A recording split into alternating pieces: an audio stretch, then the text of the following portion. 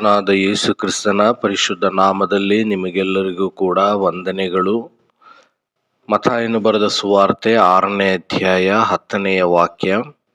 ಪರಲೋಕದಲ್ಲಿರುವ ನಮ್ಮ ತಂದೆಯೇ, ನಿನ್ನ ನಾಮವು ಪರಿಶುದ್ಧವೆಂದು ಎಣಿಸಲ್ಪಡಲಿ, ನಿನ್ನ ರಾಜ್ಯವು ಬರಲಿ, ನಿನ್ನ ಚಿತ್ತವು ಪರಲೋಕದಲ್ಲಿ ನೆರವೇರುವ ಪ್ರಕಾರ ಭೂಲೋಕದಲ್ಲಿಯೂ ನೆರವೇರಲಿ. ಪ್ರಿಯರೇ, ಈ ವಾಕ್ಯದಲ್ಲಿ ಪರಲೋಕದಲ್ಲಿರುವ ನಮ್ಮ ತಂದೆಯೇ, ನಿನ್ನ ಚಿತ್ತವು ಪರಲೋಕದಲ್ಲಿ ನೆರವೇರುವ ಪ್ರಕಾರ ಭೂಲೋಕದಲ್ಲಿಯೂ ನೆರವೇರಲಿ ಎಂಬುದಾಗಿ ಬರೆಯಲ್ಪಟ್ಟಿದೆ. ಮನುಷ್ಯನನ್ನು ದೇವರು ತನ್ನ ಸ್ವರೂಪದಲ್ಲಿಯೂ ಹೋಲಿಕೆಯಲ್ಲೂ ಉಂಟು ಮಾಡಿದನು.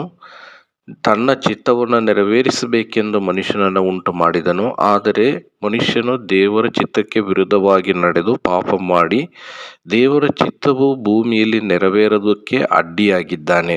ಇದರ ಒಂದು ಶಿಕ್ಷೆ ಏನೆಂದರೆ ನಿತ್ಯವಾದಂಥ ನರಕ, ಮರಣ.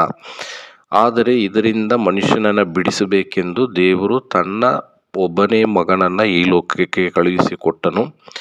ನಮ್ಮ ಕರ್ತನಾದ ಯೇಸು ಕ್ರಿಸ್ತನು ದೇವರ ಮಗನು. ಮನುಷ್ಯರ ಪಾಪಗಳ ಪರಿಹಾರಕ್ಕೋಸ್ಕರ ಶಿಲುಬೆಯಲ್ಲಿ ತನ್ನ ಪ್ರಾಣವನ್ನು ಕೊಟ್ಟು ಸಮಾಧಿ ಮಾಡಲ್ಪಟ್ಟು 3ನೇ ದಿನ ಜೀವಂತನಾಗಿ ಎದ್ದು ಬಂದನು.